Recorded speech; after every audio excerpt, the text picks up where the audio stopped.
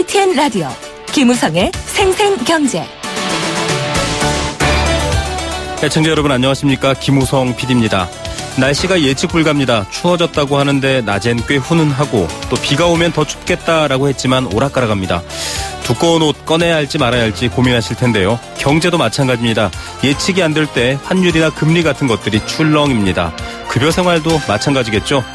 비정규직의 월급이 정규직과 심한 차이는 아니다라는 한국경제연구원의 보고서가 화제가 되고 있습니다. 돈의 차이가 아니라면 왜 이렇게 비정규직 문제가 사회를 달굴까요? 잠시 후 전문가와 함께 이 차이점 진단해 보겠습니다. 천정부지의 서울 아파트 가격, 우스갯소리로 전세금 털면 강남에 화장실 한 칸 산다, 이런 말이 있을 정도입니다.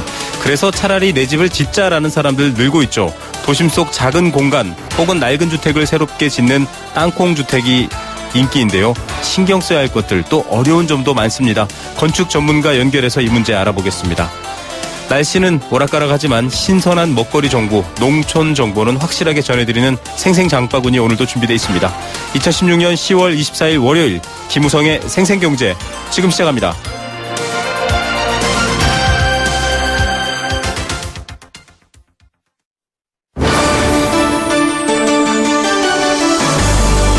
YTN 라디오 김우성의 생생경제.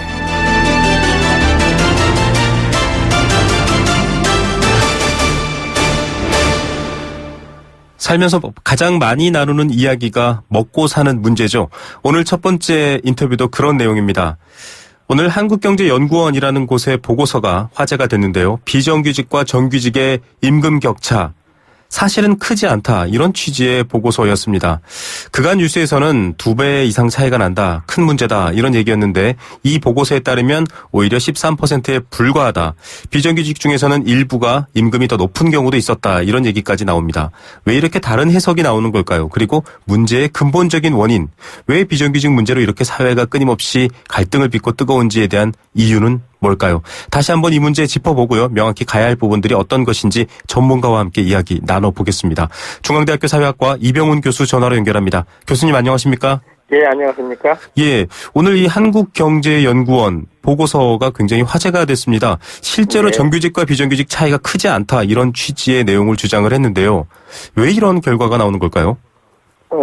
통상 그동안의 정부 발표는 경제활동 인구 부가조사라는 그 자료를 갖고 정규직이 받고 있는 임금하고요. 네. 비정규직이 받고 있는 임금을 그냥 단순히 비교해서 그 격차가 얼마나 크다라는 것을 발표를 해온 것이고요. 네네. 이번에 한국경제연구원의 보고서는 그런 비교가 사실 학력이라든가 아니면 그 직무에 대한 근속, 여러 가지 좀 그 일에 대한 성격을 통제했을 때, 네.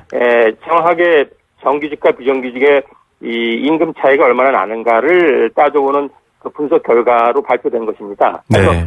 그 과거에는 이를테면 고졸의 비정규직하고 그리고 2년 근무한 사람, 네. 그리고 대졸 정규직에 그리고 10년 근속한 사람을 동일하게 그냥 임금이 얼마나 차이 나는가를 비교를 했다 한다면은, 네. 지금은 같은 고졸 그리고 같은 2년의 근속에 정규직과 비정규직이 어느 정도의 차이가 나는지, 이런 식의 좀 더 엄밀한 비교를 했을 때 한 13%에서 15% 정도의 차이가 나타나는 것으로 확인됐다는 것이고요. 이거는 사실 처음 있는 분석은 아니고요. 네네. 그동안의 노동 경제학이라든가 이를테면 저 같은 경우에도 분석을 했을 때 네네. 여러 정규직 비정규직의 개인 속성이나 일하는 내용을 좀 통제했을 때, 같은 조건으로 부여했을 때, 네. 그 차이는 유사한 결과들이 계속 확인되고 있었습니다. 네.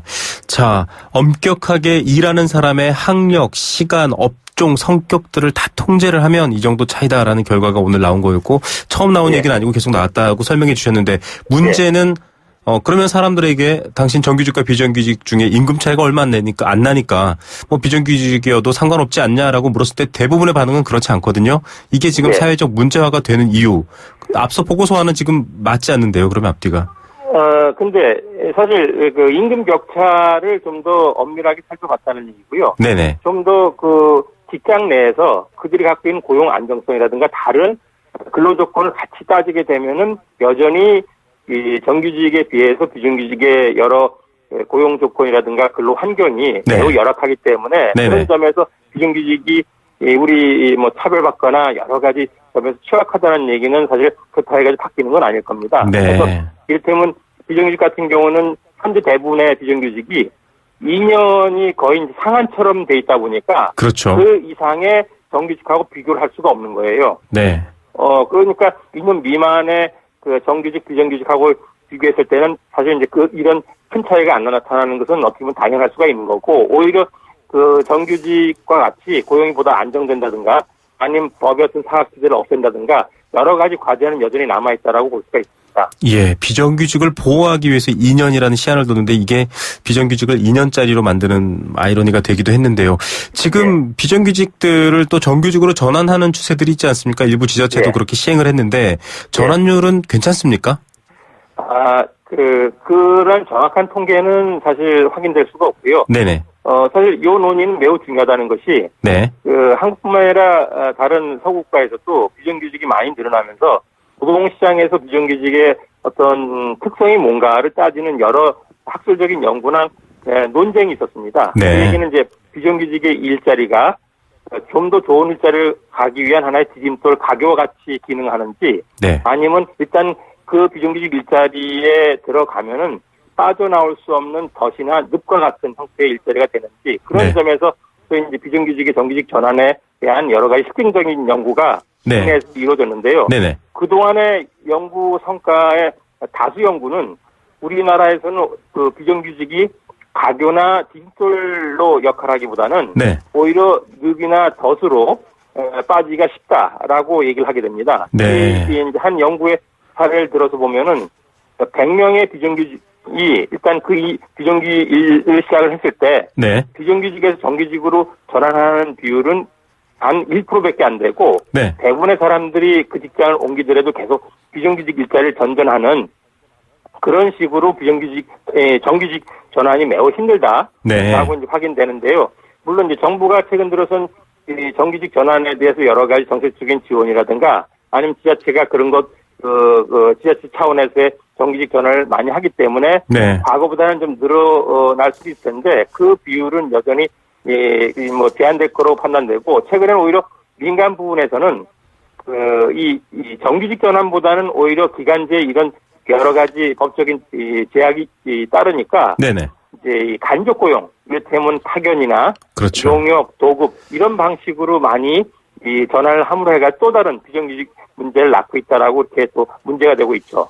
예, 지금 뭐 실증적 해외 연구 사례도 소개해 주셨지만 결과적으로는 이 지속적인 근무라든지 이 숙련이 되지 않는 환경인데요. 계속적으로 바뀌어야 되는 거고 늪, 덫을 비유해 주셨는데 이렇게 되면은 뭐 경쟁력이 떨어진다라는 거는 상식적인 사실일 것 같은데요. 좀 근속 유지 기간이 그러면 뭐 이를테면 정규직으로 들어간 사람도 지금 10년이 안 된다 이런 보고들이 나왔거든요. 근속 유지, 그러니까 비정규직일지라도 좀 근속 유지가 되는 사례가 없지 않습니까? 통상적으로 어떻습니까?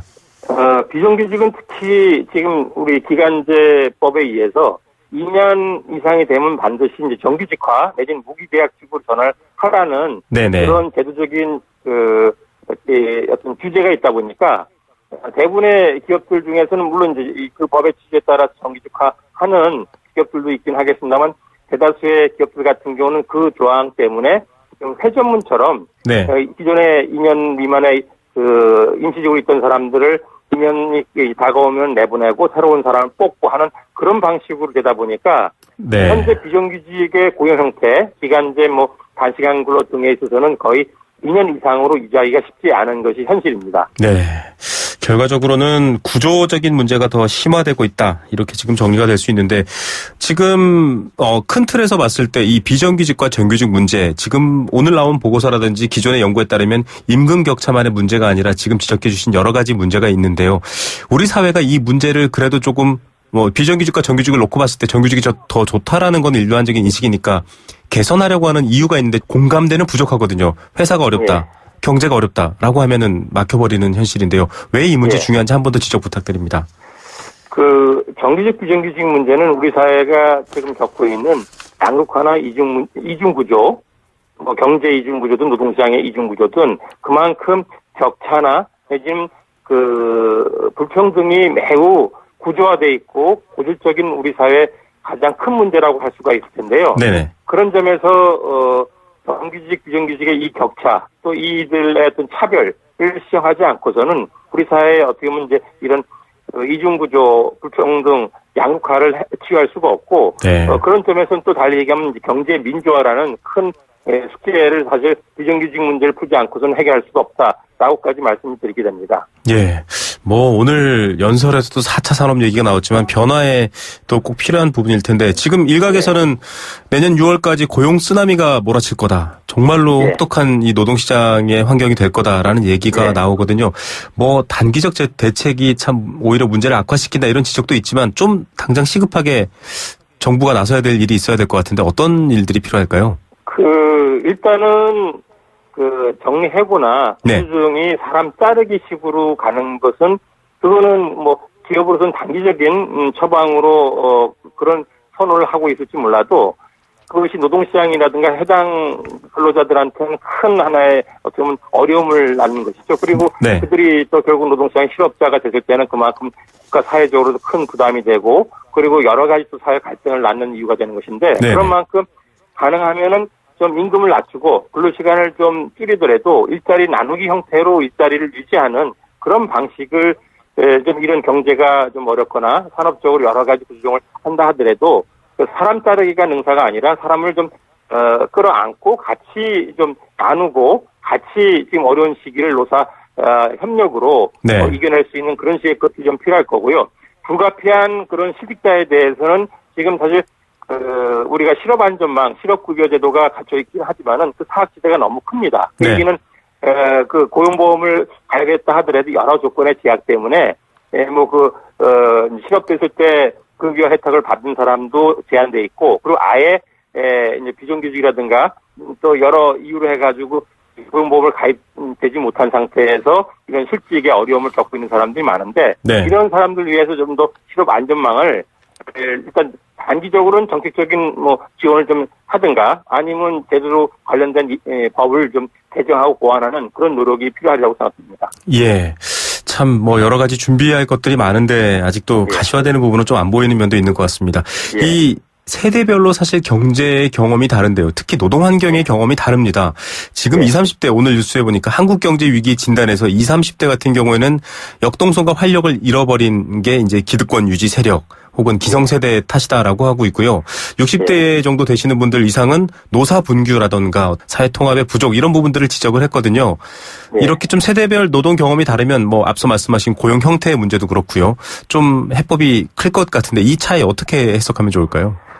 이제 저희 사회학에서도 이제 생애사 연구라는 게 있고요. 네네. 그러다 보면 사람들이 자기가 살아온 사회적 경험, 시대적인 어떤 배경에 따라서 그 세대 간의 인식 차이가 나타나는 건 어떻게 보면 다양할 수가 있는 것입니다. 네네. 그런데 우리는 그런 인식 차이가 워낙 크다 보니까 여러 정치적으로뿐만 아니라 사회적인 여러 세대 간의 갈등의 문제가 사실 적지 않는데요. 네네. 지금 말씀하신 60대 같은 경우에는 아무래도 이제 은퇴 세대고 그리고 그들이 보다 좀 생활의 안정을 바라는 좀 보수적인 인식이 있는 데다가 네. 그리고 그동안에 이제 정치 사회적으로 그 60대들이 보여온 모습은 주로 정부 여당에 이제 지지하는 그런 입장이다 보니까 이제 정부 여당이 강조하는 그런 하나의 어떤 경제 현실 인식으로 노사 문제를 크게 좀 부각을 시키는 것 같고요. 네. 반면에 20, 30대는 이들의 이제 청년층이거나 아니면 갓 사회에 진출한 장년층으로 볼 수가 있는데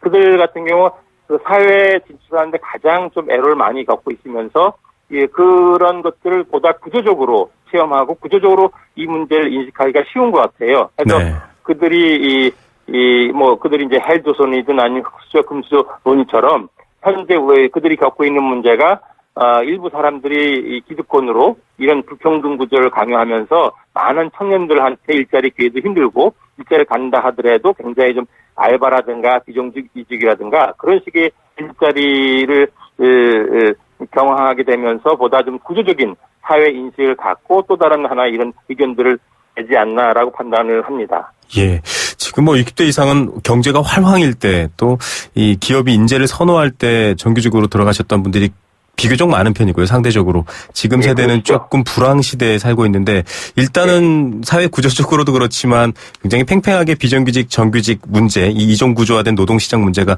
맞서고 있는 상황인데요. 결과적으로 뭐 당사자 해결이 어렵다면 정책이라는 환경 조성이 그래도 기본적인 해결책일 텐데 하지만 좀 어떻게 환경을 만들어 나가면 좋겠습니까? 제안 마지막으로 부탁드립니다. 지금 우리 사회가 한편으로는 이런 격차, 차별 그리고 이제 이 양극화 불평등 문제가 구조적으로 심각하고 네. 그런 가운데 집단 간의 갈등이 이 뭐 아예 이제 좀 그 극렬하게 표출되는 경우도 있고 정치적으로 여러 가지 이 한해 이 갈등이나 정쟁 형태로 비화되면서 많은 국민들이 많은 문제들이 우리 사회에 쌓여오고 있는데 그 문제를 제대로 이제 풀어가지 못하는 것에 대해서 굉장히 깝깝해하고 네. 걱정이 많으라고 생각되는데요. 네네. 우선 이 문제 중에 저는 핵심을 찾는다 한다면은 네. 좀 이 갑을이라고 얘기하든 아니면 좀 상류층하고 하층 뭐 90, 10이다, 1, 99다라고 수준까지 나오는데 네. 그런 점에서 우리 사회 약자들을 좀 더 배려하고 포용하고 네. 그리고 그들을 좀 존중하는 정치나 경제 사회의 어떤 패러다임이 갖춰져 나가는 그런 방향 속에서 현재 문제들을 하나하나씩 좀 치유하거나 개선하는 노력이 필요하다는 생각이 들고요. 그런 점에서는 그 우리 사회의 어떤 기득권 내지는 상류층이 그들이 어떤 기업에서도 뭐 재벌이 될 거고 정치, 이 사회 이런 기득권 집단들이 좀 더 내려놓고 좀 더 약자에 대한 아까 말한 포용, 배려 그리고 존중하는 그런 좀 본보기 그런 식의 것들을 또 그 좀 강제하거나 유인할 수 있는 정부의 역할 이런 것들이 좀 마련되면서 우리 사회의 이 산적한 문제를 좀 그 바르게 풀어갈 수 있지 않을까라는 그런 바람입니다. 예, 노동 문제에 있어서도 결국 리더십인데요. 좀 포용의 리더십, 상생의 리더십이 절박하다 이런 말씀이신 것 같습니다. 오늘 말씀 여기까지 듣겠습니다. 네, 감사합니다. 네, 중앙대학교 사회학과 이병훈 교수였습니다.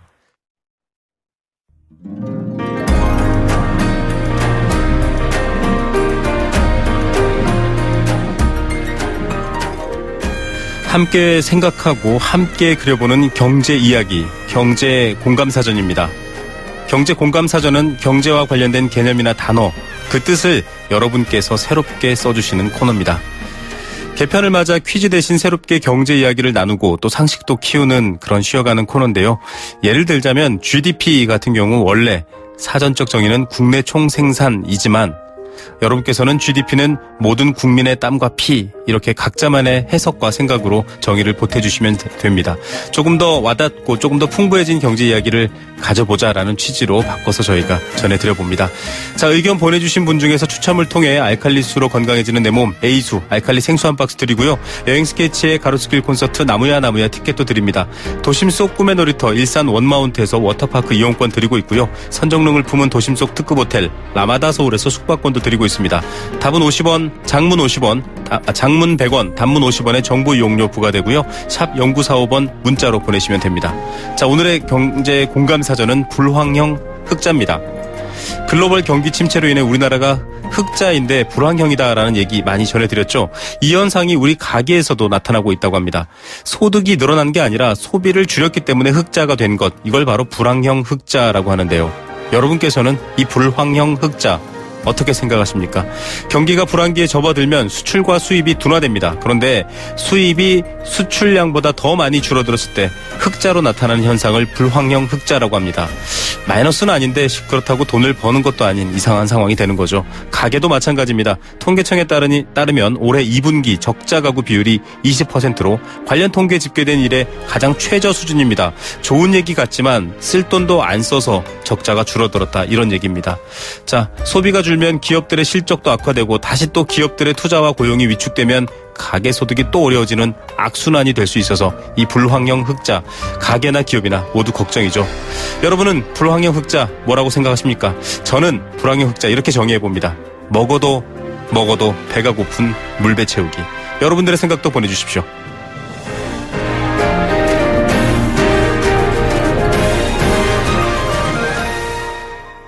네, 생생경제일부 포스코와 함께했습니다. 캠페인 들으시고요. 경제 톱뉴스로 돌아옵니다. YTN 라디오 캠페인 물 없는 한라산 물 없는 제주 바다를 상상할 수 있나요? 제주의 아름다운 자연과 풍경은 깨끗하고 건강한 물이 있기에 가능합니다. 제주를 아름답게 만들어주는 건강한 물은 우리의 몸과 마음도 아름답게 만들어줍니다. 건강한 몸과 마음을 지키는 일. 아름다운 물을 사랑하고 지키는 일에서부터 시작됩니다. YTN 라디오 아름다운 물 캠페인은 광동제약과 제주특별자치도 개발공사와 함께합니다. 안녕하십니까. 보건복지부 장관 정진엽입니다. 오늘은 어르신들께 특히 반가운 제도를 소개해 드리려 합니다. 국민의 간병비 부담은 낮추고 이번 서비스의 질은 더 높이기 위해 간호간병 통합 서비스 제도를 시행하고 있습니다. 간호 인력이 간병 서비스까지 제공하여 질 높은 서비스를 받게 되고 병문안은 정해진 시간에만 하게 되니 병원 감염까지 낮출 수 있는 국민 모두가 행복한 제도입니다.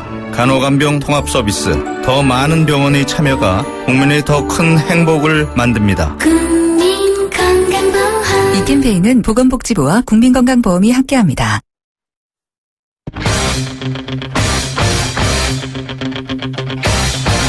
지금 가장 뜨거운 경제 소식. 경제 톱 뉴스. 네, 이 시각 주요 경제 뉴스입니다. 삼성, 현대 두 기업에 대한 경제 의존도 높죠. 수출에 대한 타격도 있습니다. 관련 내용 첫 번째로 전해드립니다. 실손 의료보험 이제 저소득층에게도 조금 확대된다라는 소식 들어와 있습니다. 두 번째 소식으로 전해드리겠습니다. 핀테크가 주요 화두죠. 기술과 금융의 만남인데 이 핀테크 로드맵이 나왔습니다. 2대1 권소영 기자 연결해서 내용 들어보겠습니다. 안녕하십니까? 네, 안녕하세요. 네, 이 삼성, 현대 의존이 높은 편인데 수출 관련해서는 좀 타격이 클 것 같은데요. 어떻습니까? 네, 오늘 한국은행이 발표한 자료를 보니까 삼성 갤럭시 노트 7 리콜 사태와 또 자동차 업계 파업이 고스란히 수출 지표에 반영이 됐습니다. 이 수출 수입 모두 물량과 금액으로 나눠서 볼 수가 있을 텐데요. 먼저 9월 수출 물량 지수는 작년 같은 달보다 2.6% 떨어졌습니다. 이게 5개월 만에 감소세로 돌아선 건데요. 현대차 같은 이제 자동차 업계 파업으로 인해서 수송 장비가 작년 같은 달에 비해서 13% 급감했고요. 갤럭시 노트 7 사태로 인해서 전기 및 전자기기도 4.1% 줄었습니다. 양 말고 이제 금액으로 나타내주는 수출 금액 지수는 작년 9월에 비해서 5.1% 하락해서 2014년 12월 이후 21개월째 내림세를 이어갔습니다. 수입 물량 지수는 작년 같은 달보다 2.3% 상승해서 두 달째 오름세를 이어갔고요. 수입 금액 지수는 0.5% 떨어졌습니다. 이 상품 한 단위를 수출한 대금으로 수입할 수 있는 상품의 양을 지수로 나타낸 게 이제 순상품 교육조건 지수라고 하는데요. 네네. 이 지수가 작년 같은 달보다 0.2% 올랐습니다. 이거는 수입 가격이 수출 가격보다 더 내렸기 때문인데요.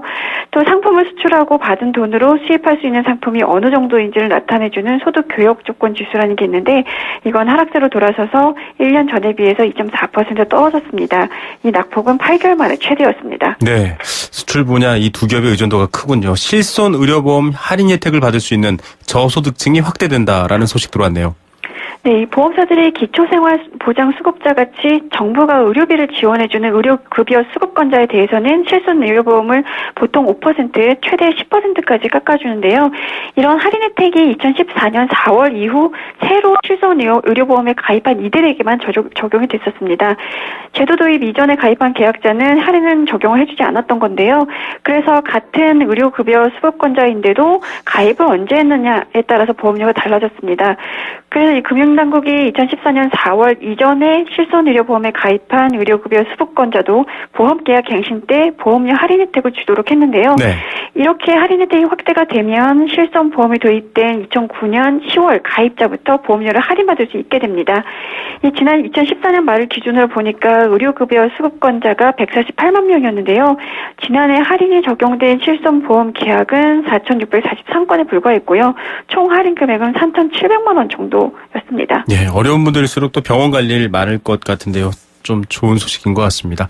핀테크가 작년에 이어 계속 화두입니다. 정부가 발전시키겠다 이렇게 로드맵을 발표했네요. 네, 뭐 요새 핀테크 빼면 금융업 말하지 못할 정도로 이 핀테크가 금융권의 거의 핵심 먹거리 산업으로 부상했는데요. 정부도 핀테크 산업을 위해서 여러 정책을 추진해 왔습니다. 그동안에는 이제 핀테크 정책이 핀테크 육성에 초점을 맞춰서 뭐 각종 불합리한 규제를 없애는 데 집중했다면 앞으로는 이 핀테크 환경에 적합하도록 기존 제도를 재설계하는 데 중점을 두겠다. 뭐 이러면서 오늘 2단계 핀테크 발전 로드맵을 이제 제시했는데요. 우선 비트코인 다들 아실 텐데 네. 이런 디지털 통화에 대해서 본격적으로 제도화를 추진할 방침입니다. 이제 구체적으로 이제 해외 제도의 동향 이런 것들을 좀 봐가면서 이제 관계 부처 간 긴밀한 협의를 거쳐서 제도화하겠다라고 밝혔고요. 또 은행 같은 이제 금융기관에 가지 않고도 여러 가지 금융거래를 할 수 있는 비대면 거래가 요즘 확산하고 있잖아요. 네. 이런 비대면 거래에 걸림돌로 작용하는 뭐 인증이라든가 본인 확인 이런 규제를 좀 종합적으로 재검토하겠다고 밝혔습니다. 그리고 또 블록체인 같이 이제 신기술에 선제적으로 대응하자 뭐 이런 차원에서 금융권 공동으로 블록체인 컨소시엄을 구성해서 공동 연구를 추진하기로 했고요. 핀테크 관련 업종에 대한 정책 금융 지원 규모 이것도 이제 현재 연 5천억 원 수준인데요. 앞으로 3년 동안에는 연평균 1조 원으로 이제 2배 정도 확대하기로 했습니다. 예. 오늘은 시험 강의사 여기까지 듣겠습니다. 감사합니다. 네, 고맙습니다. 네, 2대1 권소연 기자였습니다.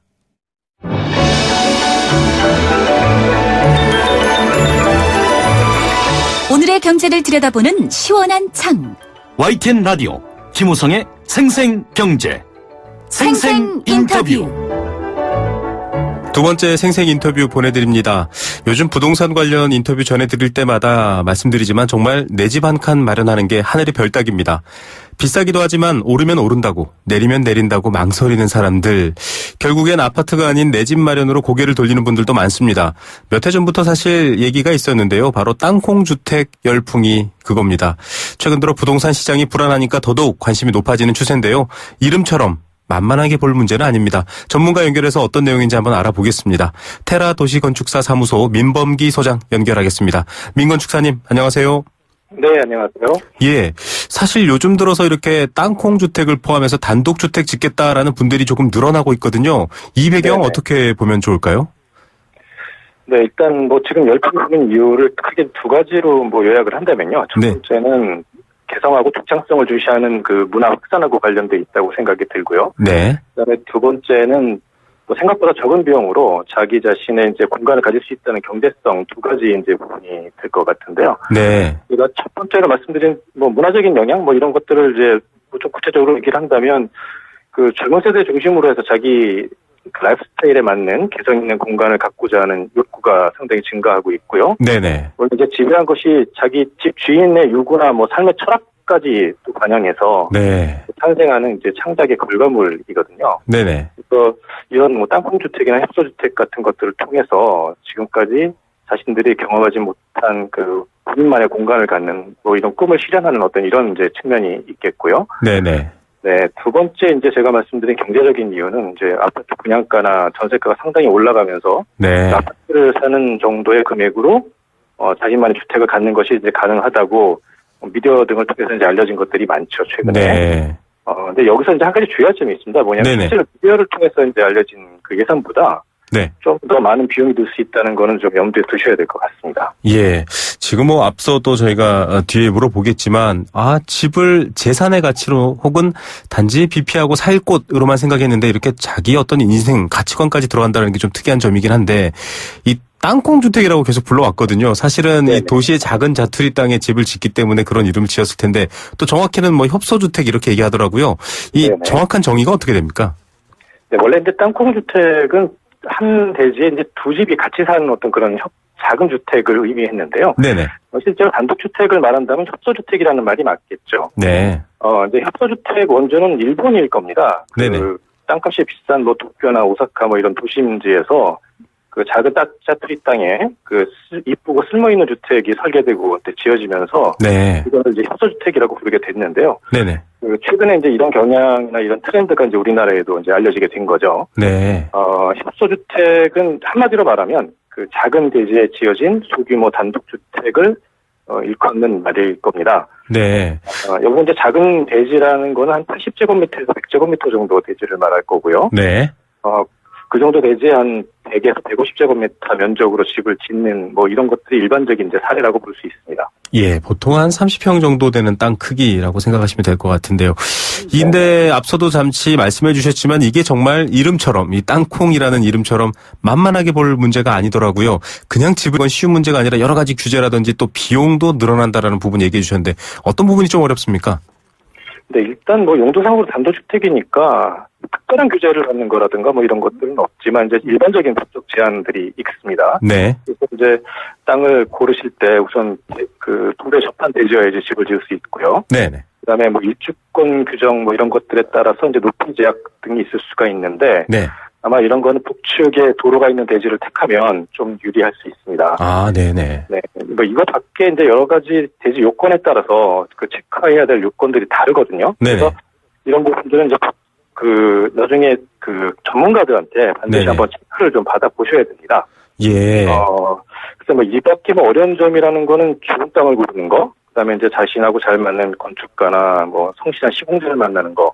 뭐 이런 것들이 좀 되게 어려운 점이라고 할 수 있겠죠. 네. 네. 사실은 전세비만 해도 아파트 30평 정도 크기를 규모로 보면 정말 뭐 몇 억대가 되기 때문에 이렇게 고민 끝에 집을 사는데 덜컥 작은 집 내가 다시 리모델링 해야지, 내진 지어야지라고 샀다가 이런 예상치 못한 문제들을 만날 수 있습니다. 주차 공간이라던가 일조권 여러 가지 문제, 도로 이런 것들이 있기 때문에 전문가와 시작부터 같이 좀 상의하면서 가면 좋겠다 이런 제안을 해주셨고요. 네. 자, 작은 땅에 내 집 짓겠다 이런 분들이 있는데 당장 뭘 어떻게 해야 되나라고 생각하시는 분들이 많으세요. 뭐 물론 선택의 여지가 있겠지만 아파트보다는 그래도 굳이 서울 도심에 내 집을 짓겠다라는 분들 당장 뭘 어떻게 해야 되는 겁니까? 네. 뭐 너무 서두르지 않으셨으면 좋겠습니다. 아, 서두르지 마라. 예. 근본적인 네네. 문제네요. 네. 예, 그렇죠. 그렇고 그 우선 이제 건축에 대해서 잘 모르시는 분이라면은 네네. 우선 조금 공부를 좀 권하고 싶습니다. 아, 공부를 해라. 네. 네. 그래서 집 짓는 방법이나 뭐 그 법적인 요건 이런 것들은 이제 전문가한테 맡기시고 네. 또 근본적인 거, 뭐 집이나 건축에 대한 그 공부, 그다음에 이런 것들에 대해서 좀 일반적인 교양을 좀 갖추신다면 네. 그 본인이 집 짓는 과정을 통해서 뭐 어떤 것을 얻으려고 하는지, 네네. 그다음에 추후에 이제 그 같이 얘기하게 될 건축가와 뭐 대화를 하는데도 도움이 될 것 같고요. 네네. 네, 본인의 생각을 정리하는 데 도움이 될 것 같습니다. 그다음에 이제 뭐 중요한 것은 이제 발품을 팔아가면서 좋은 대지를 찾는 게 되게 중요할 것 같고요. 네네. 그다음에 이제 본인이 집 짓는 과정에서 전적으로 의지해야 될 분이 아마 이제 그 건축가일 것 같습니다. 그래서 네. 본인하고 잘 맞는 건축가를 만나는 거, 네네. 그리고 집을 지어주기 위해서 이제 성실한 이제 시공자를 만나는 것, 뭐 이런 것들이 상당히 중요한데, 이런 이제 만남의 과정이 아마 그 땅콩집을 짓는 과정이 되지 않을까. 그래서 상당히 잘 만나시는 것들이 상당히 중요하다고 생각이 듭니다. 예, 요즘 정말 공부 안 하고 무턱대고 덤비신 분들 보니까요. 뭐 이를테면 공사 기간이 늘어나게 되면 비용이 늘어나게 되고 여러 가지 문제가 있는데 굉장히 갈등을 겪더라고요. 또 시공하시는 분 입장에서는 이거 제대로 마감 안 하면 나중에 문제가 된다라고 해도 막 다투는 경우가 많거든요. 말씀하셨던 것처럼 공부를 하고 사람들을 만나는 과정 중에서 천천히 좀 준비한다는 게 좋겠다라는 얘기를 해주셨고요. 앞서 뭐 이런 작은 문제들은 이제 개인들이 좀 공부를 하고 찾아본다라는 게 중요하다라고 지적을 해주셨는데, 이 큰 규모의 마을이나 단지를 짓는 재건축, 재개발하고 좀 다르지 않습니까? 도심 내 작은 공간을 되살리는 건데 생각해보면 좀 도시를 예쁘게 다시 활력을 불어넣는 일 같기도 하고요. 좋은 일인데 네. 제도는 아직 앞서 말씀하신 것처럼 뭐 규정들을 좀 지켜야 되고 이런 부분들이 있지 않습니까? 그런 것들 좀 바꿀 것들은 없을까요? 네, 일단 뭐 지금 현재 뭐 그 도시의 정비가 이제 재개발이나 재건축 위주로 현재까지 이제 이루어지다가 네네. 그 최근에 와서 이제 그런 부분에 대한 어떤 반성이랄까, 뭐 그래서 이제 여러 가지 뭐 마을 만들기라든가 뭐 이런 프로그램도 생기기 시작을 하고, 네. 그하고 더불어서 이제 이렇게 그 각자 자기 집을 짓는 어떤 이런 그 분위기도 많이 확산이 되고 있는 것 같은데요. 네네.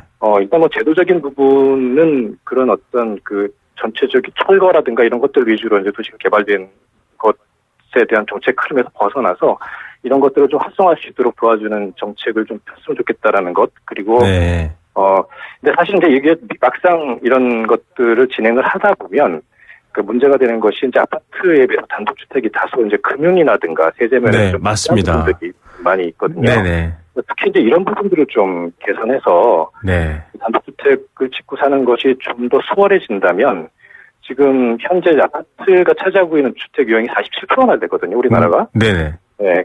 그래서 이렇게 아파트 획일화되는 이제 주거 유형을 좀 다양화할 수 있고 선택의 폭을 늘리는데 도움이 되지 않을까 하는 생각을 갖고 있습니다. 예, 주택, 주차 문제도 그렇고요. 골목 상권을 살리겠다 경제 분야에서 많이 말하는데 건축이나 이런 집 짓는 분야에서도 골목 주거권을 살리면 또 도시가 다시 살아날 수 있을 것 같다라는 생각도 들고요. 저희가 또 궁금한 부분 생기면 다시 한번 연락드리겠습니다. 오늘 말씀 감사드립니다. 네, 감사합니다. 네, 테라 도시건축사 사무소 민범기 소장이었습니다.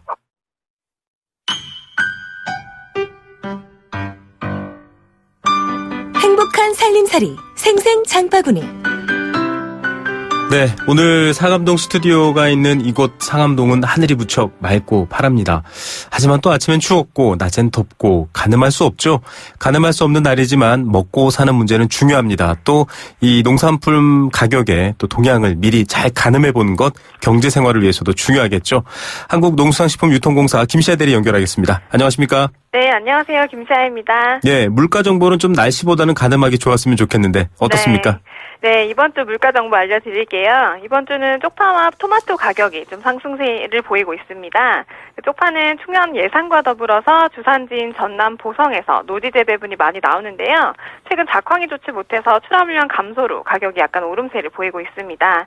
또 토마토는 출하 비중이 높은 강원도 철원 지방에서 재배 면적이 감소하기도 했고요. 여름철 심했던 고온 현상으로 작황이 좀 부진한 상태입니다. 그래서 공급 물량이 줄어서 가격은 역시 오름세이고요. 예, 쪽파, 토마토 가격이 조금 오르고 있습니다.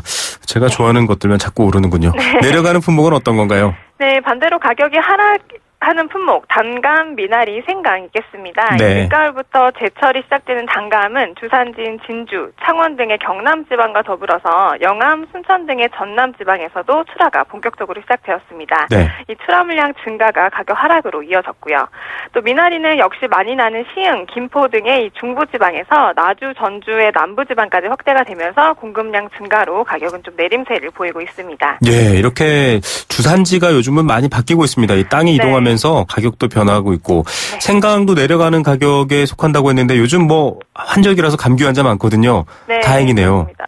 네, 그렇습니다. 이 생강은 이제 햇생강이 나오기 시작한 때가 됐습니다. 그래서 생강도 성출하기를 맞아서 서산, 영주 등 출하 지역이 넓게 분포되면서 공급 물량 증가로 역시 가격 내림세 보이고 있습니다. 네. 자, 생강차 여러분 꼭 끓여 드시면 건강에 도움된다라는 얘기 지난주에도 드렸는데 다시 한번 더 드립니다. 네. 자, 날씨처럼 좀 왔다 갔다 하는 것 같지만 그래도 도움되는 물가 소식이었고요. 네. 요즘 먹거리로 장난치는 사람들, 쉽게 말해서 좋지 않은 재료, 먹지 말아야 할 것들을 이용해서 이 돈을 버는 사람들 참 문제가 많은데 그렇죠. 안전관리 좀 강화된다 이런 소식이 들어와 있네요. 네, 그렇습니다. 이번에는 계란에 대한 안전관리 강화 소식인데요. 그 식품에 대한 안전관리가 참 중요하죠. 사람이 네. 그대로 먹게 되기 때문에 식용에 적합하지 않거나 유통기한 심각하게 지났을 때는 식중독 같은 병으로 돌아오기도 하고요. 네. 잘못하면 좀 치명적이기까지 맞습니다. 하잖아요. 네, 그래서 지난 10월 14일 식품의약품안전처에서는요, 이 계란의 안전관리 강화 내용을 담은 축산물위생관리법 시행규칙 일부 개정안을 입법 예고를 했습니다. 네. 특히 깨진 계란 등이 이제 부정하게 유통되는 것을 방지하기 위해서 부적합 식용란을 판매하거나 또는 판매할 목적으로 보관과 운반을 한 식용란 수집 판매업자 또는 알가공업자가 발각이 되었을 때 이 행정처분 기준을 영업 정지 1개월로 강화할 예정이라고 합니다. 맞습니다. 이거 깨지고 안 좋고 상한 달걀로 이 가공요리 제품 또 식품 만들어서 한번 크게 뉴스가 된 적이 있거든요. 네, 그렇죠. 나중에 진짜 소 잃고 외양간 고치는 일 없도록 해야 될 것 같습니다. 좀 더 강력했으면 좋겠다라는 생각도 드는데요. 그렇습니다. 이 최고의 해결책은 정말 예방이라고 하잖아요. 그래서 미리미리 이런 일 없도록 좀 잘 유통이 됐으면 좋겠는데 또 한 가지 이 법에 대해서 유념하셔야 될 게 주문자 상표 부착 방식의 이 OEM 방식이나 아니면 자사 브랜드 PB 방식 이 형태로 식용란을 유통 및 판매하는 영업자의 경우에도 똑같이 적용이 됩니다. 이 해당 제품의 위반 사항이 있는 경우에는 그 식용란을 수집 및 포장한 식용란 수집 판매업 영업자와 동일하게 처분을 한다고 합니다. 그래서 이게 한마디로 말하면 연대 책임 방식이 되는 거고 유통 과정을 한 번이라도 거쳤던 담당자는 책임을 면치 못하게 되는 겁니다. 예, 대형 마트나 동네 슈퍼 이런 분들도 신경 쓰셔야 된다 이 말이고요. 네. 자, 먹거리에 대한 법률 좀 더 엄격해도 부족함이 없을 것 같고요. 특히 계란, 저도 그렇지만 아이들한테 많이 먹이거든요. 항상 좀 조심하고 그렇죠. 신경 쓰긴 하는데 안전관리가 강화된다니 다행이기도 하고 좀 더 강화돼도 좋을 것 같다라는 개인적 생각도 있고요. 마지막으로 좀 요즘 날이 너무 좋아요. 산으로 가고 싶은데 교통 걱정에 못 가시는 분들 농촌 체험 가면 좋겠다. 이런 소식이 있네요. 네, 이렇게 좀 날씨 좋은 날에는 밖으로 나가고 싶으시잖아요. 네네. 그래서 오늘 이제 10월 24일부터 다음 주 11월 6일 일요일까지 2주간 농촌 여행 마음껏 즐기실 수 있을 것 같습니다. 네. 농식품부와 농어촌 공사가 손을 잡고 마련한 농촌 여행 가족 주간이 열리기 때문입니다. 아유, 저도 막 관심이 가는데요. 정말 재밌을 것 같은데 제목이 농촌 여행 가족 주간. 뭐 가족 단위도 가면 좋을 것 같다 이런 생각도 드는데 어떤 내용입니까? 네, 이 농촌 주간은 방문객 맞이하는 사람도 즐겁고 또 방문하는 여행객들도 즐거울 것 같습니다. 어르신들이 많으니까요. 네. 네, 여행을 하는 사람들한테는 우리나라에 이렇게 다채롭고 아름다운 농촌이 많구나 하고 깨달을 수 있는 기회가 좀 될 것 같기도 하고요. 네. 좀 더 구체적으로 말씀드리면 이번 농촌 체험 마을로는 162개 관광지가 선정이 되었습니다. 네. 경기도 넓은 들마을 외 8곳, 강원도 해담마을 외 11곳, 그리고 전북 산들 강뭉포 마을 외 4곳 등 이 농촌 체험 휴양 마을이 전국적으로 73개소가 퍼져 있고요. 네. 이외에도 교육 농장이 74개소, 관광 농원이 4개소, 농가 맛집이 9개소, 체험 농장이 2개소 이렇게 다채롭게 좀 마련이 되어 있습니다. 예, 전국 162개의 관광지에서 이렇게 농촌 마을 체험을 하면서 좀 재밌게 여행도 할 수 있는데 이곳들 방문하면 당연히 뭐 비싼 관광지보다는 좀 좋은 점이 있겠죠? 네, 그렇죠. 이번 이 162개소 농촌 관광지를 방문하시면 체험 상품, 또 숙박, 농특산물 구매 이 3가지 분야 중에서 소비자분이 원하시는 한계 부분에 대해서 20% 할인 혜택을 받을 수 있고요. 네네. 또 8개 낙농 체험 목장을 방문하시면 유가공 제품을 20% 할인된 가격에 구매 가능합니다. 네. 낙농 목장은 경기 꿈목장 외 2곳, 충남 성동목장, 경남 금화목장 등이 있습니다. 예, 아이들하고 농장 가서 또 치즈도 사고 이러면 뭐 싼 값에 사면 정말 금상첨화군요. 네. 자, 이런 할인 혜택 말고도 또 농촌 체험, 이 관광과는 좀 차별되는 특이한 점이 있을까요? 네, 저도 요거 부분을 준비를 하면서 아하 싶었던 게 있는데 네. 아마 이 에어비앤비 서비스가 이번 농촌 주간에 제공이 된다는 점이 아닐까 싶습니다. 이게 공유 경제인데요. 숙박을 좀 나눌 수 있는 이런 거죠. 네. 그렇죠. 이 여행객과 그 일반 숙박 장소가 아닌 현지 사람들이 사는 이제 숙박 장소를 매칭해주는 이 서비스를 활용해서 네. 농촌 체험마을과 우수 농촌 민박에 대해서 온라인 예약 결제 서비스를 제공한다는 건데요. 네네. 그 이용자는 편리하기도 하고 또 제공자는 좀 더 나은 품질을 계속 고민하게 되니까 여러모로 좋은 서비스의 시도로 볼 수 있을 것 같습니다. 예, 신청할 수 있는 곳 정보 한번 더 알려주시죠. 네, 우리나라 좋은 마을이라고 검색을 하시거나 네. 웰촌닷컴에서 확인하실 수 있는데요. welchon.com입니다. 예, 웰촌닷컴 우리나라 좋은 마을 가시면 되고 요즘 뭐 삼시세끼라던가 또 여러 가지 아빠 어디가 이런 프로그램들 보시면서 나도 농촌 체험 이러셨을 텐데요. 해보시면 됩니다. 당장 준비하시면 되겠네요. 오늘 말씀 감사드립니다. 네, 감사합니다. 네, 한국농수산식품유통공사 김시아 대리였습니다. 카누 아로마. 좋은 커피라면 첫 향부터 음미해보세요. 카누의 향은 마시기도 전에 시작합니다. 세상에서 가장 향기로운 카페 카누. 샘 스미스의 Stay With Me V20로 들어보겠습니다.